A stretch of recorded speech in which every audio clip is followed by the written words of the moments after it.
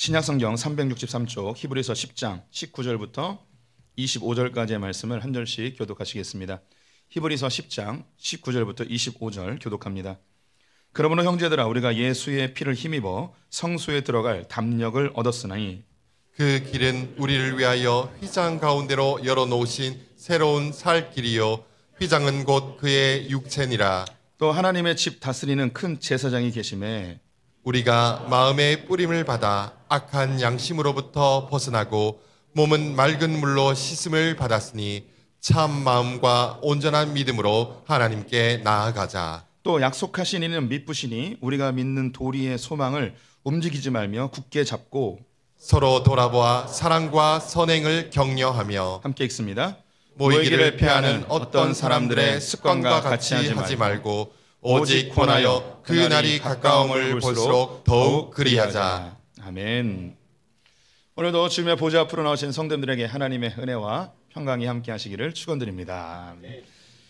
예, 우리 2025년은 하나님의 성품을 닮아가자라는 주제로 이야기를 나누고 있습니다. 매달마다 하나의 주제를 가지고 인사를 만들었죠. 2월달은 격려입니다. 하나님은 우리를 위로하시고 격려하시는 하나님인데 그 하나님의 성품을 담고자 하여서 우리 옆 사람과 격려해 보았으면 좋겠습니다. 당신은 특별한 사람입니다. 감사합니다. 우리 모든 성도님들은 하나님의 걸작품이고 특별하신 존재들입니다. 오늘은 하나님의 성품 중에 이 격려에 대한 이야기 함께 해보도록 하겠습니다. 성도님들, 격려라는 단어 들으시면 어떤 이미지가 떠오르시나요? 격려라는 단어는 참 따뜻한 단어인 것 같습니다. 그리고 참 좋은 이미지가 떠오르고요. 제가 격려라는 단어를 참 좋아하는데 격려라는 단어를 들으면 어떤 사람이 쓰러져 있는데 이 사람을 잘 챙겨가지고 다시 힘을 얻게 해서 그가 가던 길을 계속 가게 하는 이런 이미지가 떠오릅니다. 격려를 영어로 하면 encourage라고 하거든요. 여기서 이제 e는 불어넣다, 뭐뭐 하게 만들다 이런 접두어고요. courage는 용기라는 뜻이죠. 그래서 이걸 합치면 용기를 불어넣다, 용기를 불어넣어 뭐뭐 하게 하다 이런 의미를 갖고 있습니다. 그래서 이 격려는 사람들에게 용기, 자신감, 기운 등을 불어넣어서 자기의 자리에 주저앉지 아니하고 그가 가던 길을 계속 가게 하는 그런 이야기를 격려라 합니다. 성경은 오늘 본문에 서로 돌아보아 격려하라고 이야기하고 있습니다. 우리 성도들끼리 서로 격려하는 것을 하나님의 명령으로 제시하고 있죠. 우리 성도님들 하나님의 명령을 떠나서 격려 다 좋아하시는 거죠. 격려를 받아보셨고 또 누군가를 격려해 보셨을 것 같습니다. 어떤 사람들은 격려 한마디로 인해서 누군가의 격려의 그 한마디 때문에 인생이 완전히 바뀌거나 자기의 중요한 터닝 포인트가 되었다고 하는 분들도 있습니다. 유명한 사람들의 이야기는 너무나 많고요. 또 우리 성도님들 중에서도 누군가의 격려 한마디로 여기까지 왔다라고 하는 분들도 많이 계십니다. 유명한 사람 중에 대표적인 두 사람을 언급을 해드리고 싶은데요. 첫 번째는 20세기 최고의 발명가라고 불리는 에디슨입니다. 에디슨의 이야기는 모두가 다 아실 거예요. 그가 학교에 갔을 때에 학교에 적응하지 못하고 그는 집중력이 없어 매우 산만하여서 3개월 만에 학교에서 퇴학을 당하게 되었습니다. 그가 퇴학을 당했을 때 그의 어머니가 퇴학당한 그 에디슨을 나무라지 아니하고 그를 격려해 줬는데요. 그의 그 어머니 낸시 여사의 격려가 지금도 우리에게 잘 알려져 있죠. 너는 특별한 아이야. 학교에서 배울 수 없는 것들을 너만의 방식으로 배우게 될 거야. 이제 학교가 너를 감당하지 못하고 너는 너무나 특별하고 똑똑한 아이이기 때문에 너의 주어진 이 모든 환경을 너의 방편대로 방식대로 네가 배우게 될 거야 라고 격려하게 됩니다. 에디슨을 다루고 있는 모든 위인전에서 이 어머니의 격려의 한마디가 다 언급이 되어 있을 정도로 유명하죠. 우리에게 조금 더 친숙한 위인 한 명을 언급한다면 J.K. 롤링이라는 사람이 있습니다. 그분의 이름은 모르지만 그가 쓴 책은 잘 알 거예요. 해리포터의 작가입니다. 이 해리포터의 작가인 J.K. 롤링은 싱글맘으로 아이를 키우고 있었습니다. 경제적으로 매우 어려웠고요. 정부 보조금을 받으며 생계를 이어가고 있었습니다. 그가 소설을 써서 성공할 가능성은 거의 희박했고요. 실제로 많은 출판사에 그의 글을 기고하였지만 다 거절을 당하게 되었습니다. 그럼에도 불구하고 그는 포기하지 않고 해리포터라는 역사적으로 가장 많이 팔린 그런 동화책이 만들어지게 되어졌죠. 이 J.K. 롤링이 BBC 인터뷰에서 이런 이야기를 했습니다. 내 주변에 나를 믿어준 사람들이 있었다. 그들의 격려가 없었다면 끝까지 해낼 수 없었을 것이다. 자기의 가족들 그리고 자기의 친구 몇 명이 자기를 끝까지 믿어주고 지지해줬대요. 그것이 자신이 포기하지 않고 이 해리포터를 만들어낼 수 있는 그런 중요한 원동력이 되었다고 이야기를 하고 있는 것이죠. 낙심이 되거나 절망해 있는 사람에게 격려 한마디가 그 사람을 다시 일으켜서 그의 길을 가게 합니다.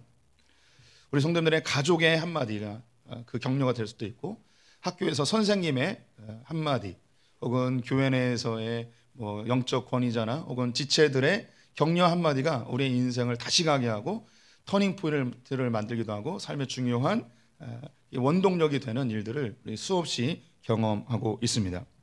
한번 떠올려 보세요. 성도님들을 변화시킨 혹은 다시 일으킨 그런 격려의 한마디, 누구나 다 가지고 있으리라 생각이 듭니다.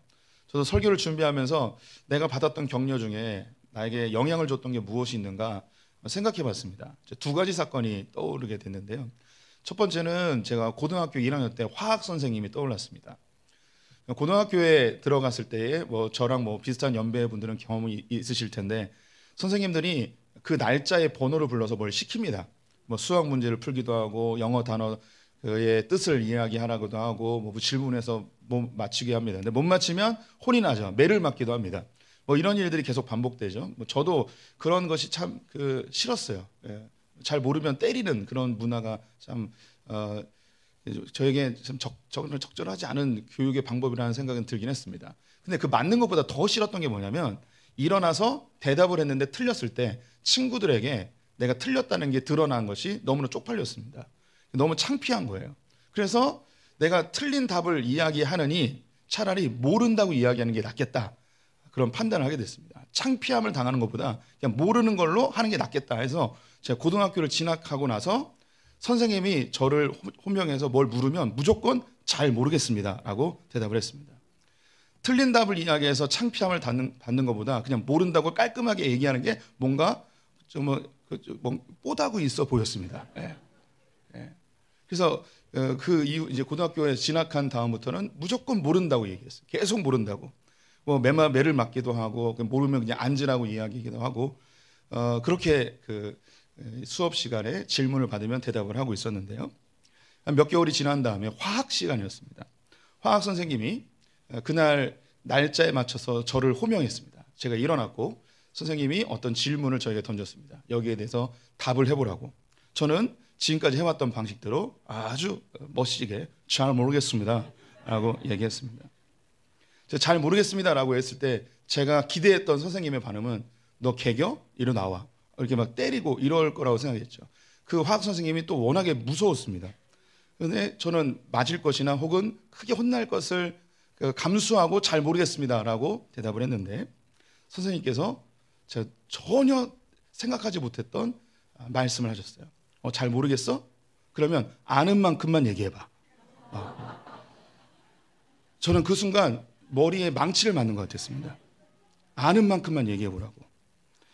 저는 고등학교가 굉장히 어두웠던 시절이었는데 그 선생님의 잘 모르겠어? 그럼 아는 만큼만 얘기해봐. 이 한마디가 저에게 마치 어둠 속에서 빛처럼 다가왔습니다. 아는 만큼만 얘기해도 되는 거구나. 틀려도 괜찮은 거구나. 아는 것만큼만 하면 되는 거구나. 라는 그런 마음이 쫙 열리면서 사실 그 선생님이 질문했던 그 문제를 제가 어느 정도 알고 있었습니다. 그래서 아는 만큼만 얘기했습니다. 그래 잘했네. 그리고 앉아라고 했습니다. 이 선생님이 너무 고마운 거예요. 제가 고등학교 얘기 조금씩 해드렸는데 저희 고등학교 정말 더러운 학교였습니다. 예. 학급의 반이 성적순이에요. 11번이 1등, 12번이 2등. 진짜 더러운 학교죠. 그 학교에서 지내는 것 자체가 좀 굉장히 스트레스가 많았어요. 그래서 그냥 아이들에게 시험을 보면 자기 성적이 쭉 나오면서 그 수치를 당해야 되는 거예요. 그래서 뭘 모른다는 게 너무 수치스러웠는데 몰라도 되는 거구나. 아는 것만큼 하면 되는구나 하고 그 선생님이 좋아졌어요. 그래서 열심히 공부해야겠다 이런 생각을 했는데, 안타깝게도 이 선생님이 결혼을 하고 신혼여행을 갔다 와서 첫 출근을 하는데 오토바이를 타고 오셨어요. 교통사고가 나서 너무 많이 다치셔서 돌아가시진 않았는데 너무 많이 다쳐서 학교에 출근할 수 없는 상황이 되어버렸습니다. 그래서 학교에서 병가를 주었지만 영원히 돌아오지 못하고 그냥 퇴직을 하시게 되었습니다. 이 선생님이 퇴직한 이후부터 저는 연필을 놓게 되었습니다. 근데 지금도 그 선생님의 한 말, 잘 모르겠어? 그러면 아는 것만큼만 얘기해봐. 이 말이 저에게 너무나 격려가 되었습니다. 고등학교의 그 너무나 암흑 같은 시절의 그 한마디가 저에게 마치 자그마한 빛처럼 다가왔죠. 한 가지 사건이 더 있었는데요. 한 가지를 더 이야기해 드릴게요. 제가 인도에 있었을 때인데 한두 달 정도 적응을 하고 이제 그 여유가 좀 생겼습니다. 이 인도 사람들은 축구보다 더 좋아하는 제일 인기 있는 스포츠가 크리켓이라는 우리에게 좀 낯설은 운동이에요. 빨래 방망이 같은 것으로 공을 치는 건데요. 야구의 전신이라고 생각하시면 되겠습니다. 근데 동네마다 아이들이 이 크리켓을 너무 열심히 해요. 그래서 일과가 마치면 동네 광장이나 마당에 나가서 이 아이들이 학생들이 크리켓 하는 장면을 제가 구경을 했습니다. 몇 번 이게 그 규칙적으로 나가서 구경을 하다 보니까 그 크리켓 하는 아이들과 인사하고 뭐 이름을 알 정도로 약간의 교제가 형성되었습니다. 그래서 이제 계속 보고만 했었죠. 구경만 했어요. 근데 어느 날 이 아이들이 저에게 찾아와가지고 중고등학생들이었어요. 저에게 찾아와서 너도 이 경기에 같이 해봤으면 좋겠다라고 저를 초대한 거예요. 그래서 저는 이 경기를 한 번도 해보지 않았죠. 그래서 저는 그 아버지가 엄해서 그런 건지 혹은 그냥 장남이라 그런지 아니면 인간적으로 대부분 그런 성향을 갖고 있어서인지 모르겠지만 제가 잘 못하는 것이 다른 사람에게 드러나는 것을 굉장히 두려워하고 꺼려했습니다. 그래서 그 저를 초대한 아이들에게 뭐라고 얘기했냐면 나는 이 경기를 한 번도 안 해봤다. 나는 이거를 잘 못한다. 만약 내가 어느 팀에 가면 그 팀에게 큰 피해를 줄 것이다. 그래서 나는 하지 않겠다라고 얘기한 거죠. 저는 그 전까지의 삶이 어떤 거였냐면 제가 잘 못하는 거 그런데 해보고 싶은 거 그러면 무작정 해보지 않고 집에 가서 혼자 열심히 연습을 합니다.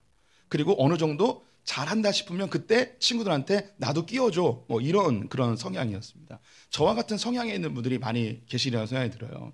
제가 정말 인생의 철칙처럼 생각했던 것 중에 한 가지가 뭐냐면 오르지 못할 나무는 쳐다보지 말라. 그냥 실패할 거면 아예 시도를 하지 않는 그런 혼날 거에 대한 나의 실수가 드러나는 것에 대한 그런 두려움이 아주 강했죠. 제가 중고등학교 시절에 공부 잘하는 사람이 인기가 있었고 또 춤 잘 추는 사람이 인기가 있었어요. 그때 뭐 박남정이나 뭐 이런 사람들이 브레이크 댄스 추고 막 그랬잖아요. 그럼 아이들이 춤 잘 추면 막 박수를 보내고 그랬습니다. 근데 저도 막 박수 받고 싶은 거죠. 그럼 저는 그런 걸 못 하니까 어떻게 했냐? 집에 가서 혼자 거울 보고 이렇게 막 이렇게 하는 거죠. 예, 지금도 이렇게 하면 이게 연습을 많이 했어요. 그래서 나도 할 수 있어라고 이런 성향이었죠. 잘 못할 때는 얘기를 안 한 거죠. 그래서 인도의 친구들한테 나는 이걸 한 번도 안 해봤기 때문에 너희들에게 피해가 줄 것이니 나는 하지 않겠다라고 했습니다. 그런데 그 중에 한 명이 저에게 한 이야기가 제 머릿속에 지금도 깊이 박혀 있습니다.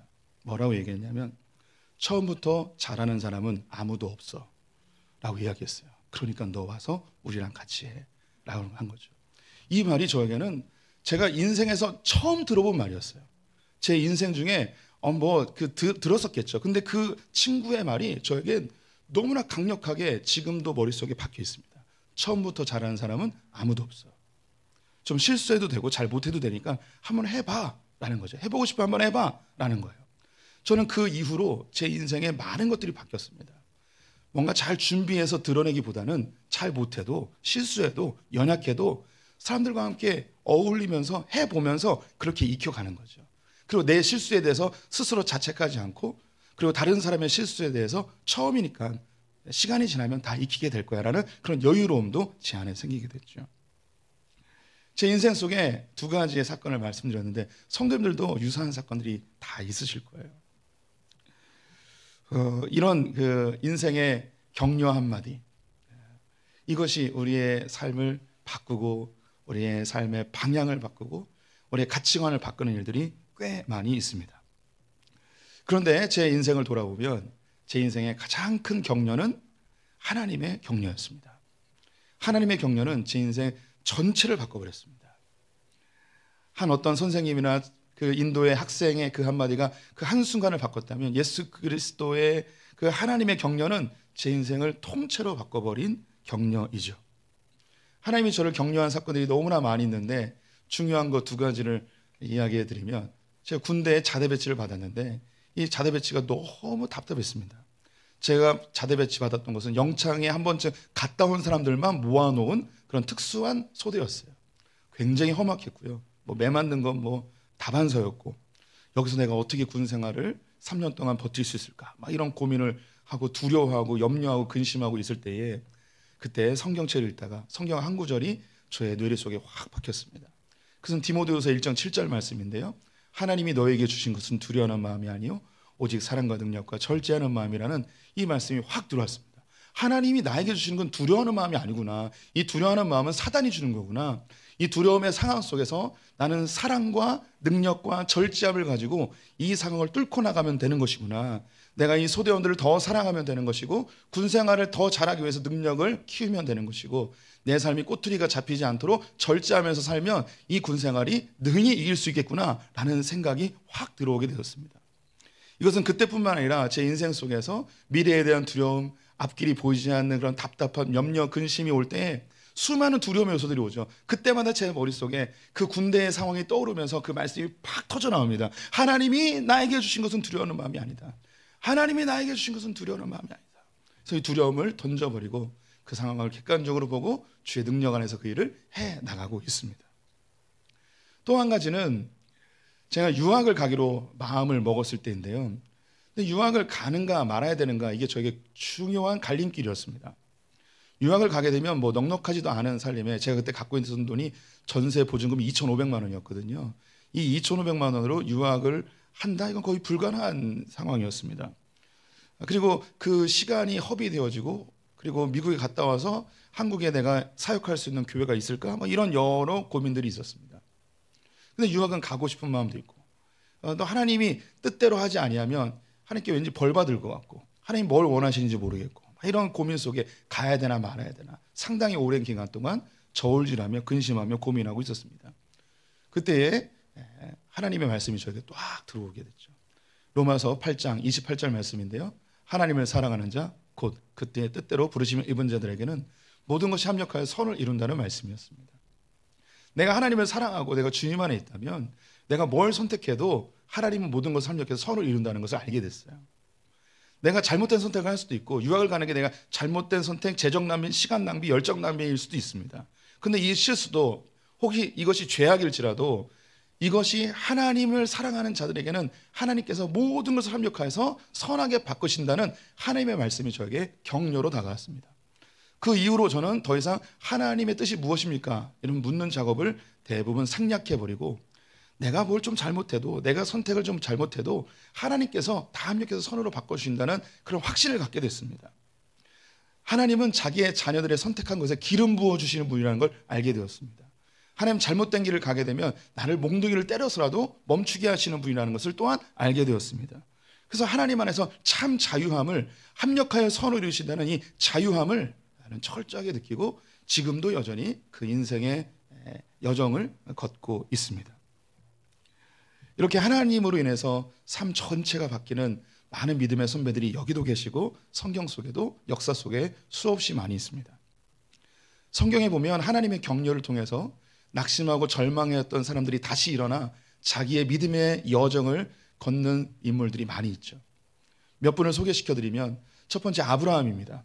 아브라함은 갈대아 우르에서 아무도 모르는 가나안 땅으로 이주해 왔죠. 그는 자손을 원했지만 자식이 없었습니다. 그래서 자기 동생이 먼저 죽고 그의 아들로 남겨진 롯이라는 조카를 자기의 양아들로 삼아서 키우며 그를 통하여 큰 민족을 이루고자 꿈을 갖고 있었죠. 근데 양떼가 점점 늘어나면서 목초지의 문제로 다툼이 일어나게 됩니다. 그래서 롯은 소돔과 고모라로 향하여 떠나버렸습니다. 아브라함은 아들을 잃은 심정이었습니다. 자기의 양아들이지만 자기의 모든 것을 물려줄 수 있는 그 가문을 일으킬 유일한 사람이었는데 자기를 떠나 다른 곳으로 이주해버렸으니 그 마음이 얼마나 낙심되고 허전하였겠습니까? 그때 하나님께서 아브라함을 찾아오셔서 아브라함을 격려하십니다. 창세기 13장 14절부터 16절 함께 읽어보도록 하겠습니다. 롯이 아브람을 떠난 후에 여호와께서 아브람에게 이르시되 너는 눈을 들어 너 있는 곳에서 북쪽과 남쪽 그리고 동쪽과 서쪽을 바라보라. 보이는 땅을 내가 너와 내 자손에게 주리니 영원히 이르리라. 내가 내 자손이 땅을 티끌 같게 하리니 사람의 땅의 티끌을 능히 셀 수 있을진데 내 자손도 세리라. 양아들처럼 생각했던 롯이 자기를 떠나 아들이 사라져 버렸습니다. 그때 낙심한 아브라함에게 찾아오셔서 하나님이 동서남북을 바라봐라. 여기는 이 모든 땅 너의 후손들에게 줄 거야. 그리고 네가 밟고 있는 땅에 그 티끌들을 봐라. 셀 수는 있겠냐? 얼마나 많냐? 너의 후손들이 이렇게 많아질 것이다 라고 하나님이 격려하시죠. 그리고 아브라함은 다시 자기의 자리에서 낙심을 털어버리고 일어나 믿음의 길을 걸어 이삭을 낳게 됩니다. 또 한 사람 야곱을 소개시켜드리겠습니다. 야곱은 자기의 아버지와 형 에서를 속이고 장제 축복을 훔쳤습니다. 에서가 이 사실을 알고 동생을 잡아 죽이려고 하죠. 이 사실에 놀란 어머니 리브가가 자기의 아들 야곱을 외삼촌 라반의 집으로 피신을 시키게 됩니다. 호련을 단신 한 달 이상 걸어야 되는 먼 거리를 홀로 가야 됩니다. 이 당시에는 길거리마다 도적질들이 질비하였습니다. 목숨이 위태롭고 길도 잘 모르고 낯선 곳에 가서 살아야 되는, 그리고 어머니를 떠나야 된다는 그런 두려움에 쌓여있는 야곱에게 하나님이 직접 찾아오셔서 그를 위로하십니다. 격려하십니다. 창세기 28장 15절 같이 읽습니다. 내가 너와 함께 있어 내가 어디로 가든지 너를 지키며 너를 이끌어 이 땅으로 돌아오게 할지라. 내게 네게 허락한 것을 다 이루기까지 너를 떠나지 아니하리라 하신지라. 홀로 떠나는 야곱에게 하나님이 찾아오셔서 내가 너를 떠나지 않을 것이고 내가 너와 영원히 함께 할 것이라는 격려의 말로 하란을 향하게 하죠. 그곳에서 20년 동안 생활하다가 이제 야곱은 고향으로 돌아오게 됩니다. 또 한 사람 여호수아를 소개시켜드리고 싶습니다. 여호수아는 모세가 죽은 이후에 이스라엘의 지도자가 되었습니다. 이스라엘을 데리고 가나안 땅에 들어가 가나안 땅에 7족속과 전쟁을 해야 되는 막중한 책임을 갖게 되었습니다. 자기가 의지했던 전임 지도자 모세는 죽었습니다. 오합 지도에 이스라엘이 있고 자기 눈앞에는 가나안의 7족속이 놓여 있습니다. 얼마나 두렵고 겁나는 상황이겠습니까? 그때 하나님께서 그 길에 주저앉아 낙심해 있는 여호수아에게 찾아와 그를 격려하시죠. 여호수아서 1장 5절 6절 말씀을 같이 읽습니다. 내 평생에 너를 능히 대적할 자가 없으리니 내가 모세와 함께 있었던 것 같이 너와 함께 있을 것임이니라. 내가 너를 떠나지 아니하며 버리지 아니하리니 강하고 담대하라. 너는 내가 그들의 조상에게 맹세하여 그들에게 주리라 한 땅을 이 백성에게 차지하게 하리라. 아멘. 두려워하고 있는 여호수아에게 강하고 담대하라. 내가 너와 함께 할 것이라고 격려하시는 하나님. 이 외에도 믿음의 많은 선배들이 하나님의 격려하심을 받고 그 믿음의 여정을 이어갔습니다. 또한 2000년 역사 속에서 수많은 우리의 믿음의 형제 자매들이 하나님의 격려하심으로 그 길을 걷고 있고 여기 계신 우리 소풍의 성도님들도 격려하신 하나님을 지금도 경험하고 있습니다. 그 격려하신 하나님이 지금 우리 성도님들에게 이렇게 말씀하십니다. 요한복음 14장 16절에서 18절 함께 읽어보겠습니다. 내가 아버지께 구하겠으니 그가 또 다른 보혜사를 너희에게 주사 영원토록 너희와 함께 있게 하리니 그는 진리의 영이라. 세상은 능히 그를 받지 못하나니 이는 그를 보지도 못하고 알지도 못함이라. 그러나 너희는 그를 아나니 그는 너희와 함께 거하심이요 또 너희 속에 계시겠음이라. 내가 너희를 고아와 같이 버려두지 아니하고 너희에게로 오리라. 아멘. 하나님 우리 성도들에게 이야기합니다. 내가 너와 영원히 함께하겠다. 보혜사를 보내주겠다. 보혜사의 뜻은 격려자라는 뜻을 가지고 있습니다. 내가 너희를 고아처럼 내버려주지 않겠다. 우리와 영원히 함께 하시겠다고 약속하신 그 하나님으로 우리 성도님이 격려를 받으셨으면 좋겠습니다. 우리를 격려하시는 그 하나님께서 우리에게도 서로 격려하라고 명령하고 계십니다. 하지만 사실 격려는 그렇게 쉽지가 않습니다. 우리가 흔히 하는 격려들, 잘했어, 그 정도면 충분해, 괜찮아, 다 잘 될 거야, 시간이 약이야, 괜찮아, 너는 할 수 있어, 난 널 믿어, 이런 이야기가 격려의 흔한 이야기이겠죠. 그런데 우리 성도님들, 괜찮아, 다음엔 잘 될 거야. 이런 이야기가 계속 반복되는 실수가 있다면 이 말을 할 수 있을까요? 혹은 돌이킬 수 없는 엄청난 절망적 상황에 처해지는 그런 실수라면 괜찮아, 다 잘 될 거야, 이렇게 이야기할 수 있을까요? 우리 성도님들이 회사를 운영한다고 해보겠습니다. 회사에 격리 직원을 새로 뽑았습니다. 그런데 송금을 해야 되는데 자꾸 송금 금액에 0을 하나 더 붙이는 겁니다. 100만 원을 보내야 되는데 0을 하나 더 붙여서 1000만 원을 보내는 거죠. 그래서 이야기하는 거예요. 괜찮아, 처음부터 잘하는 사람이 어딨어. 다음부터 잘하면 되지. 근데 또 다음에 또 0을 또 붙였습니다. 1000만 원을 보내야 되는데 1억을 보낸 겁니다. 괜찮아. 다음부터 잘하면 되지. 예, 이걸 몇 번까지 봐줄 수 있을까요? 우리는 격려를 해야 되는 건 알지만 사실 그 내면에 진심으로 격려하지는 않습니다. 때로는 이 격려가 인간관계의 적절한 거리나 혹은 자기의 인격을 위해서 격려하는 정도이지 진짜 격려하기는 쉽지 않습니다. 2013년도에 한맥투자증권에서 주식 매매 프로그램에 한 여직원이 주식 가격을 입력해야 되는 일이 있었습니다. 이때 이 입력에 실제로 공을 하나 빼버렸습니다. 그래서 어떤 다른 외국계 증권회사가 이 증권을 다 왕창 사버리게 되었습니다. 그래서 이 회사가 손실된 금액이 460억 원이었고 이 손실로 인해서 이 회사는 실제로 망해버렸습니다. 이 증권회사의 사장님이 그 입력을 잘못한 여직원에게 괜찮아, 다음부터 잘하면 되지, 이게 가능할까요? 네, 사실 그렇지는 않습니다. 우리가 지난주에 긍정에 대한 이야기를 했습니다. 그리스도인들의 긍정. 이 긍정이 이 세상적인 긍정과 부정과는 상당히 다르다고 말씀드렸는데요. 긍정과 부정이, 긍정은 좋은 거고 부정은 나쁜 거고 이렇게 우리가 단편적으로 볼 수만은 없습니다. 이 긍정이라는 것이 우리의 삶의 만족도와 기쁨을 높여주는 것 분명히 맞습니다. 하지만 막연한 긍정은 객관적인 자기를 평가하지 못하게 하는 독이 될 수도 있다는 것을 말씀드렸습니다. 반대로 이 부정이라는 건 부정적인 사람, 염려, 근심, 두려움이 많으면 삶의 질이 상당히 떨어지는 거 맞습니다.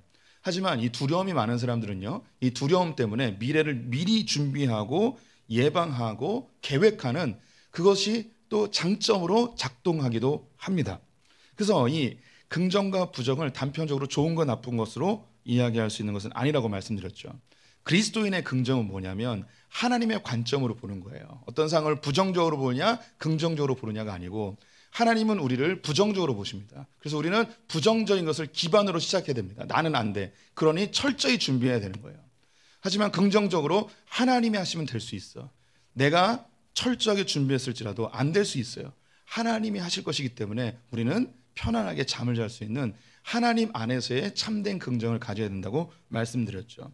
격려도 마찬가지입니다. 격려가 사람들에게 그냥 잘 될 거야, 다음에는 꼭 이루어질 거야, 이런 말들이 막연한 희망을 주어서 그 상황을 객관적으로 보지 못하게 하고 미래를 정확하게 준비하지 못하게 하는 막연한 희망으로 전락할 가능성도 굉장히 많이 있습니다. 저희가 그 초등학교 시절을 보낼 때에 저희 주인집, 저희는 세를 들어 살았고 주인집이 교장 선생님이었는데 그분의 아들이 있었습니다. 아들이 두 분이었는데 큰아드님이 공부를 잘했어요. 서울에 있는 유명한 사립대학을 나왔고 법학과를 나와서 사법고시를 준비한다고 하더라고요. 군대를 갔다 와서 30 즈음에 사법고시를 준비하기 시작하셨습니다. 뭐 한 번, 두 번은 떨어지는 게 뭐 그 당시에 당연한 일이었죠.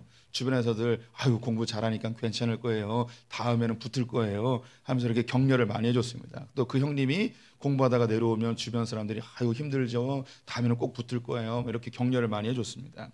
그렇게 격려를 해줬는데 이 형님이 10년 동안 사법고시를 보다가 떨어졌습니다. 그리고 10년 동안 거의 폐인처럼 몇 년을 더 사시다가 결국은 우체국 배달원이 되었습니다. 뭐 지금 우체국 배달원이 굉장히 안정적 직업이긴 하죠. 근데 그 당시에는 그렇게 사람들에게 내세울 만한 건 아니었죠. 어쩌면 주변에 있는 사람들이 그렇게 10번이나 떨어졌으면 눈높이를 낮춰서 7급이나 9급을 보는 게 더 낫지 않겠냐, 이런 객관적 사실을 좀 알려주었으면 더 나을 수도 있었겠죠. 그래서 격려가 때로는 그 막연한 희망을 주는 격려보다는 조금 더 따끔하게 현실을 직시하게 해주는 말이 그 사람에게 도움이 될 때도 있습니다. 계속 선을 보는데도 결혼을 못하는 사람이 있다면 눈높이를 낮춰. 라고 이야기해야 되는 거죠. 계속 대기업만 원소를 넣는 사람이 있다면 계속 떨어져요. 그러면 직설적으로 얘기해 줄 필요도 있는 거예요. 그러지 말고 눈높이를 좀 낮춰서 남동공단에도 좋은 회사 많아 하고 이렇게 제시를 해줄 수 있는 거겠죠. 또 이 격려의 가장 큰 안 좋은 점이 뭐냐면 격려하는 근거가 없다는 거예요. 괜찮아, 다 잘 될 거야. 다 잘 될 거라는 근거는 뭘까요? 괜찮아, 넌 할 수 있어. 넌 할 수 있어의 근거는 뭐냐면 너예요. 이미 여러 번 실패한 너가 근거가 되는 거죠. 그래서 격려 잘 될 거야. 너는 할 수 있어. 라는 이 격려가 잠시의 위로는 될 수 있겠지만 근거가 없기 때문에 막연한 희망만 주어서 사람을 더 망가질 수 있게 하는 겁니다. 괜찮아, 다음엔 잘 될 거야. 이건 어쩌면 우주의 기운을 기대하는 그런 마음일 수도 있는 것 같아요. 매주마다 로또를 사는 아들이 있습니다. 엄마가 얘기하는 거죠. 이번 주도 안 됐어요. 괜찮아, 다음엔 될 거야. 네. 이게 격려일까요? 네. 이건 격려가 아니에요. 막연한 희망을 주는 거죠. 우주의 기운을 기다리는 것밖에 없습니다. 언젠가 자기에게 돌아올 그 우연을 사모하게 하는 것뿐이죠. 그래서 우리 기독교인들은요, 이 세상 사람들이 이야기하는 그런 격려와는 좀 다른 격려를 해야 됩니다. 즉 어떤 격려인가? 분명한 근거가 있는 격려를 해 주어야 하는 것이죠. 그래서 오늘 본문에는 세 가지의 격려의 근거가 나오고 있습니다. 첫 번째는요, 예수 그리스도의 피를 근거하여 격려하는 것입니다. 오늘 본문 19절과 20절 말씀을 같이 읽겠습니다. 그러므로 형제들아 우리가 예수의 피를 힘입어 성소에 들어갈 담력을 얻었나니 그 길은 우리를 위하여 휘장 가운데로 열어놓으신 새로운 살 길이요 휘장은 곧 그의 육체니라. 우리는 하나님 앞에 나아갈 수 있는 담력을 얻게 되는데 그 근거가 뭐냐면 예수 그리스도의 피 때문이라고 이야기합니다. 우리가 다른 사람을 격려하고 나 자신을 격려함에 있어서 첫 번째 근거는 예수 그리스도의 피입니다. 우리는 흔히 괜찮아, 다 잘 될 거야 라고 막연한 격려를 하겠지만 우리는 분명한 근거를 가지고 격려할 수 있습니다. 주님이 너를 위해서 죽으셨어. 너를 위해서 죽으신 그 주님이 이 일을 왜 안 해주시겠어? 너를 위해 아들을 아낌없이 내어주신 그 하나님께서 너에게 왜 더 좋은 것을 주시지 않겠니? 이 일이 네 마음대로 되지 않을지라도 하나님은 너에게 가장 좋은 것을 주시는 분이시야. 왜냐하면 그 아들을 아낌없이 내어주셨기 때문이지. 죄 가운데 허덕이는 지체들이 있습니까? 예수 그리스도께서 너의 죄를 용서해 주셨어. 낭망했지 말고 그 자리에서 다시 일어나 라고 예수 그리스도의 피를 근거하여 격려하는 것이죠. 두 번째 우리 격려의 근거는 하나님 자신이십니다. 하나님이 하실 일에 대해 근거하여 격려하는 거죠. 오늘 본문 22절 말씀 같이 읽습니다. 우리가 마음의 뿌림을 받아 악한 양심으로부터 벗어나고 몸은 맑은 물로 씻음을 받았으니 참 마음과 온전한 믿음으로 하나님께 나아가자. 우리가 하나님께 나아가 우리의 기도의 제목을 아뢰고 주님을 의뢰합니다. 의지하는 거죠. 우리의 격려의 근거는 하나님 자체이십니다. 읽지 않았지만 23절에 보면 또 약속하신 이는 미쁘시니, 미쁘다는 건 믿음직스럽다는 겁니다. 하나님은 믿을 만한 분이시기 때문에 그 하나님으로 인하여서 우리는 격려할 수 있는 거죠. 하나님 널 절대 포기하지 않으셔. 하나님 널 향한 목적과 계획을 가지고 계셔. 그것을 완성해 내실 거야. 단순히 괜찮아, 다 잘 될 거야, 다음엔 좋은 일이 생길 거야, 막연한 격려가 아니라 하나님이 널 향한 목적과 계획을 가지고 계셔. 하나님 절대 너를 포기하지 않으셔. 혹 고난과 시련이 올지라도 우리는 신실하신 하나님을 근거하여 격려합니다. 하나님은 모든 것을 합력하여 선으로 바꾸시는 분이야. 너 낙심하지 말고 다시 일어나 라고 격려할 수 있는 거죠. 세 번째 우리의 격려의 근거는 공동체, 우리의 지체들입니다. 24절 25절 같이 읽어보겠습니다. 서로 돌아보아 사랑과 선행을 격려하며 모이기를 패하는 어떤 사람들의 습관과 같이 하지 말고 오직 원하여 그 날이 가까움을 볼수록 더욱 그리하자. 우리가 격려함에 있어서 근거는 바로 우리 성도님들이십니다. 우리 공동체가 그 격려의 근거가 됩니다. 너 그런 일 당했어? 우리도 당했어. 그런데 우리가 기도하면서 이거 이겨냈어. 너도 이겨낼 수 있어. 또한 이 공동체 안에는 저 역사 속에 있는 수많은 믿음의 선배들도 있습니다. 핍박을 당하기도 하고 기근에, 질병에, 가뭄에, 고통 중에, 이별에, 상처에, 죽음의 고통을 수없이 겪은 믿음의 선배들이 그 고통 중에도 주님 붙들고 견뎌내고 이겨낸 수많은 증거들이 널려 있습니다. 이미 우리 공동체 안에도 그런 분들이 너무나 많이 있죠. 그 집사님도 이겨냈잖아. 함께 기도하자. 너도 이겨낼 수 있어. 그 권사님도 암에서 이겨냈잖아. 걱정하지 말고 교회가 함께 기도할 테니까 우리 같이 이겨내자. 공동체가 증거가 되고 격려가 되어집니다. 그래서 서로 돌아보아서 마지막 때가 되면 이 공동체들이 다 해체될 텐데 마지막 때가 될수록 더욱 이 공동체 안에서 서로 격려하기를 요구하고 있습니다. 격려는 우리를 따뜻하게 합니다. 지치고 넘어졌던 우리를 다시 일으켜서 우리의 길을 걷게 하죠. 이 격려는 막연한 희망을 주는 것이 되어서는 안 됩니다. 정확한 근거 속에서 확실한 믿음으로 격려를 주어야 합니다. 예수 그리스도가 우리를 위해 죽으셨습니다. 하나님이 모든 것을 합력하여 선을 이루십니다. 그분은 결코 저와 우리 성도님들을 포기하지 않으십니다.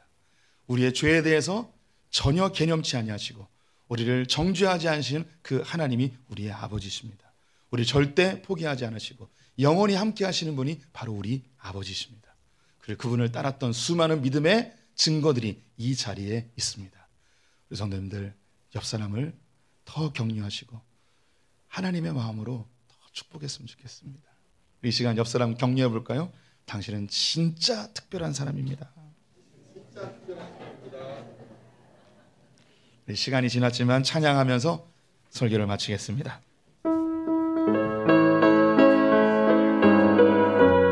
옆에 분이 가족이거나 동성이시라면 손을 잡고 한번 찬양해 보면 좋겠습니다.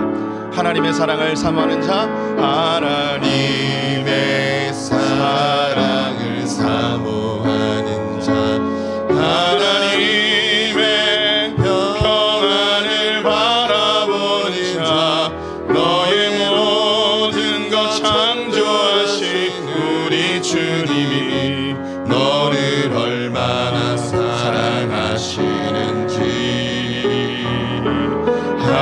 하나님께 찬양과 경배하는 자, 하나님의 선하심을 닮아가는 자, 너의 모든 것 창조하신 우리 주님이 너를 자녀 삼으셨네. 하나님 사랑의 눈으로 너를 어느 때나 바라보시고 하나님 인자 한 귀로서 언제나 너에게 기울이시니 어두움에 밝은 빛을 비춰주시고 너의 작은 신음에도 응답하시니 너는 어느 곳에 있든지 주를 향하고 주만 바라볼지라. 하나님 사랑의 눈으로 너를 어느 때나 바라보시니 격려하여 주시옵소서. 우리 소풍의 성도들을 주님의 눈으로 격려하여 주시옵소서. 나의 사랑하는 아들아, 내 딸아, 내가 너를 영원히 놓지 않겠다 말씀하여 주시옵소서. 이 신이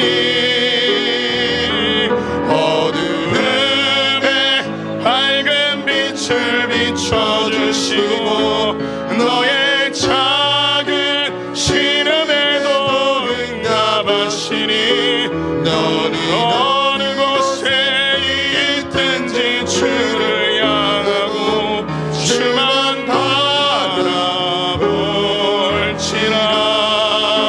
주만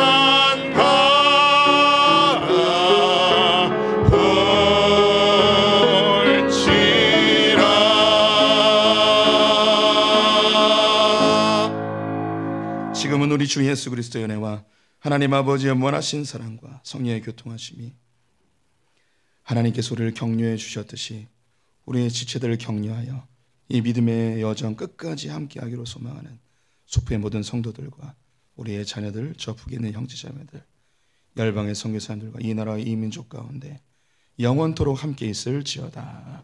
아멘.